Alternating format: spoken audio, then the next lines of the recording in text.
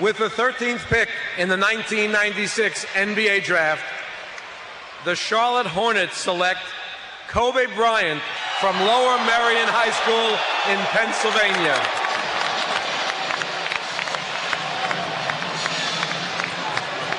A coming out party for the high school kid. Kobe Bryant, meeting with the approval of that Charlotte fan in attendance here. And Hubie, this is a guy whose stock has risen every time he's tried out. People like this kid. Well, everyone writing when he first came out, well, he's going to have to bulk up. This guy is 200 pounds at 6'6". He is an offensive whiz. He's very, very talented. He has all pro moves. And when you look at him, you're talking about a young man with range. He can go off the dribble. He can get his shot. Raves. No one talking about any shortness or a weakness in his game. Jerry West told me today that greatness lies ahead for this young man. Thought he was going to be absolutely fantastic. I recruited him out of high school, and certainly I believe everything he said in this man's ability. He is just flat out going to be outstanding. It's going to take him a little. I think what you like best about him, everyone says that he makes everyone else around him a better player. And he's a winning style guy. We realize that there's a lot to overcome when you come right out of high school, but if anyone has a good chance, this young man is blessed with outstanding offensive skills. Unbelievable. For the victory. It's over. It's reviewable. It was in time. It was good. Unbelievable. He's amazing. That's why he's the best player in the game. Kobe to me was honestly like my television dad. He was like a father figure, but I never met him, but I seen him grow up from that 18-year-old boy that he was when he came to the league into the man that he became.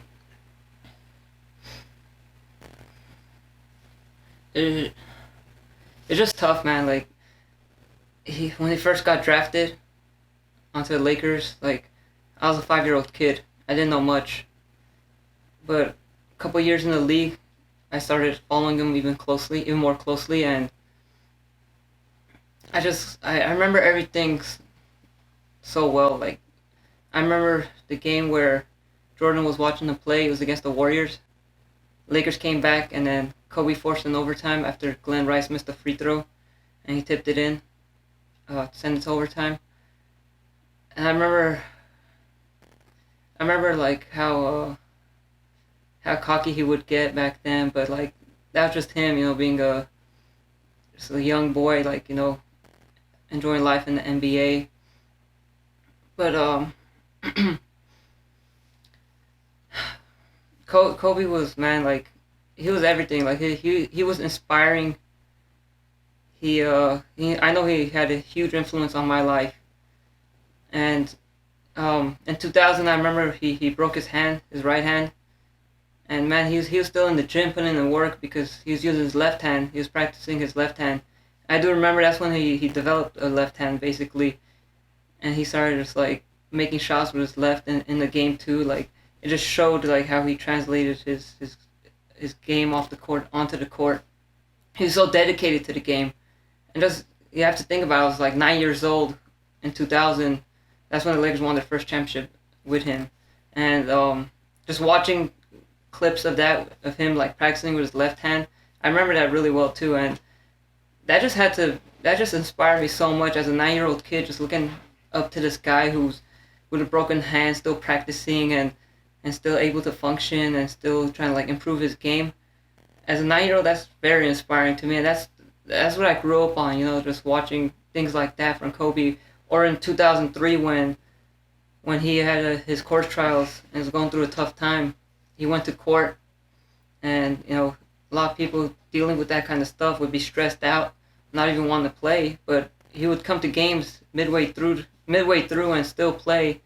And I remember one game really well. It was against the Nuggets. He went to court, came back midway through the game, and he dropped the game-winning bucket on them. And that was when they had like Peyton, Malone, and Kobe, and Shaq. Like he didn't have to come back to play the game, That's how much he loved the game. I was 12 years old watching that, and sitting there as a little kid, seeing that, a guy who's dedicated enough to go to court, come back, come from court, and play in a game and hit the game-winning shot. That like just inspired me to be the best at what I wanted to be too, and just watching him and playing basketball myself too, seeing him play through injuries, seeing him play through anything, made me want to play through anything, made me want to keep grinding. And even if I had like a jammed finger or a tweak of an ankle, it never stopped me either. I was just so focused, just like he was, so determined, because I love the game of basketball too. And you guys could probably see, like, I posted on NBA updates and stuff, like how dedicated I am to that page. All that comes from Kobe. It's almost as if he was on TV and he raised me to be the person that I am, kind of as like a television dad, like a superhero that I looked up to. And man, like, just this news is like crushing to me, because like still right now, like I can't believe it. I can't believe it, because being the superhero that he was to me, like I didn't want to believe that news. And when I had to post it on my page, that was like the hardest thing I had to do, because I didn't want to believe it. And if it did turn out to be like a hoax, I didn't want to we don't want to post something like that. So I had to wait. I waited a little bit before, until like other people started confirming the news. But it was hard, man, because everything I do in life pretty much is because my hard work and dedication to my page and everything, it's all because of him. My passion for basketball is all because of him. He got me into basketball when I was a younger child, and I looked up to him for 20 years, on TV, watching him play. And then he started his second career, and obviously I still kept up with him and his family too. And think about it, I'm 28 years old, and I got to see him 20 years of my life on TV like that, constantly. He is there, like I saw him for more than half of my life. I watched him play, and I was influenced by him. So it was just hard. And then when he started having a family, and just watching his kids and his wife come to see him play, I still remember, like, in 2009, 2010, when they're winning championships, after every game, he would walk to the locker room tunnels, and he would give his wife a kiss, he would give his kids a kiss, and that just showed me right there that he turned into a very mature player, like a very mature man, because he cares so much about his family. And that's when I had even more respect for him, because not only was he a basketball player, he was more than a basketball player. He was a husband. He was a husband. He was a husband. He was a father. That was the toughest part. That his kid was there with him when he passed away. But being a father, I know, like, that was tough. That had to be tough on his other kids. But like seeing him mature into that and play that role as well as being a basketball player. It's just like something that you look up to. It's like a perfect example of a human being. Just a guy who grew up playing basketball, loved the game, but then he also loved his family so much that he always had his family there with him. I still remember in 2000, I think it was 2010, when he had Gigi in his arms, gave her a kiss, after they won the championship. Just every step of the way, his family was there. And I was watching that last game the other day, when he gave that final speech, and I remember he's talking about how Vanessa was there to watch the kids and everything when he had to travel for road games, and he had to go to practices and stuff. And that part just like crushed me when he said, like, I love you, Vanessa. I love what you did for the family and stuff. You were there for them.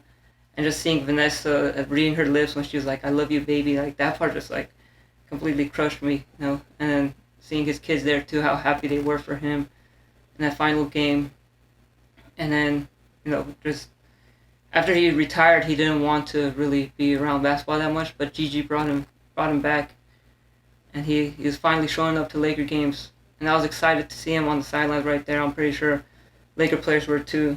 LeBron was really happy to see him attend games, and just him continuing to be a really good father to his kids and to Gigi, bringing her to games, coaching her, showing her, breaking down the game for her and everything. Like that just kept inspiring me too. Not just as a basketball player. Like if I become a father one day, like I want to be just like that. I love basketball so much that I would want to be like him. Take my kid to a game and break it down for them, or just watch clips of games. And he said that Gigi is the reason why he bought League Pass, because he wasn't watching basketball that often, but because of Gigi he started watching basketball more again, just so he could teach her and break down like the games and everything.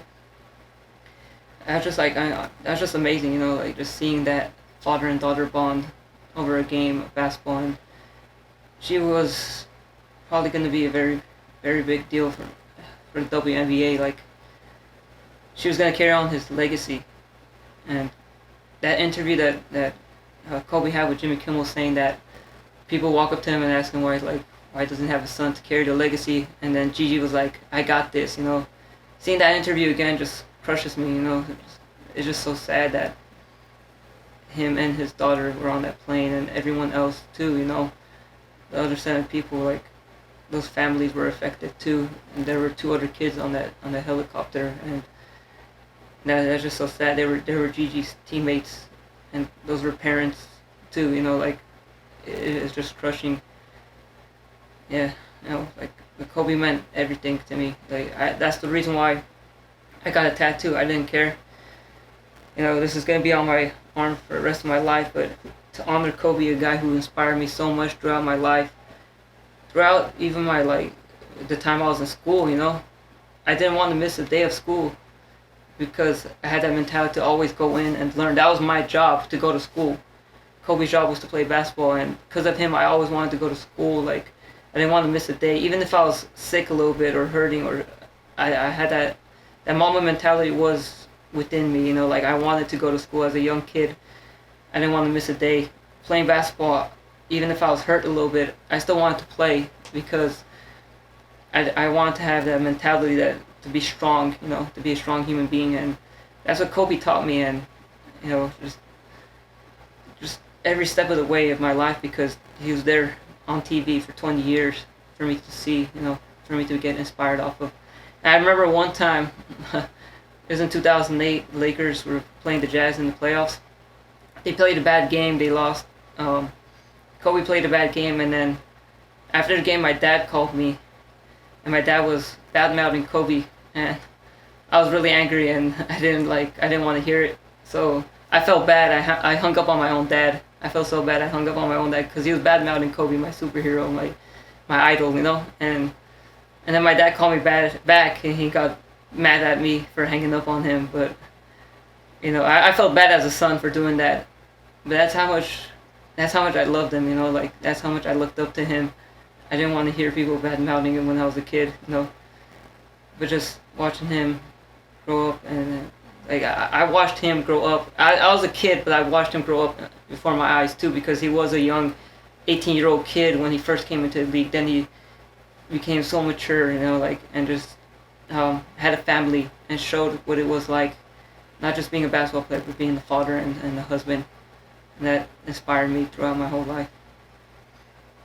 To be honest, my cousin is the one, they came from Armenia. I don't know how they know about the Lakers, but they loved watching the Lakers, so they got the opportunity to come to America and actually see them play on TV every day.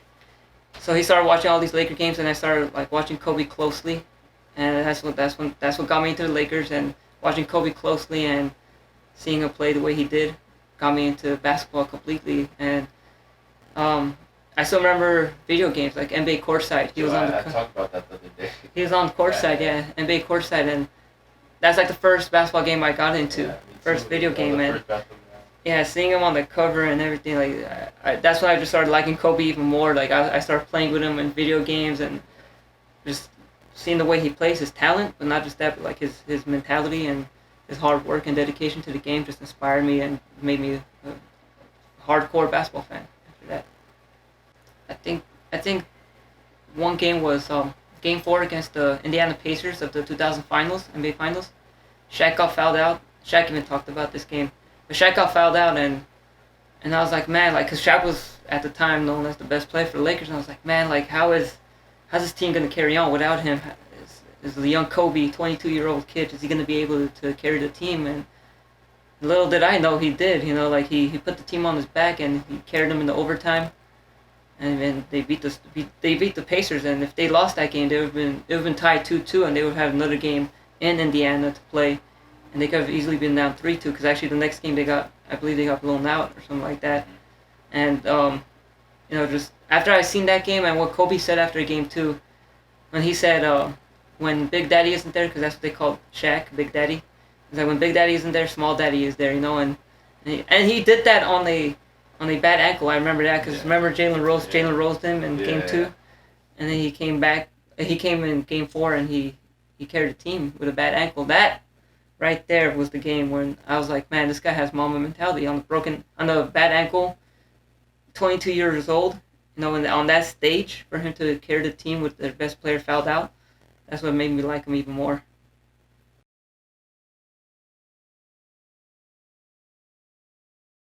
Kobe, I want to thank you, you know, for inspiring me, for making me the person that I am. Like, I mean, my dad is always going to be my idol, but you were like my television idol. Like, I watched you. You were, like I said, my television dad, and you inspired me in a way. You had a strong influence on my life. So I want to thank you for, you know, all the memories and for inspiring me to be the person that I am today, you know, for being a hard worker, you know, for having that Mamba mentality, and I'm going to have it for life, you know. I'm never going to forget it.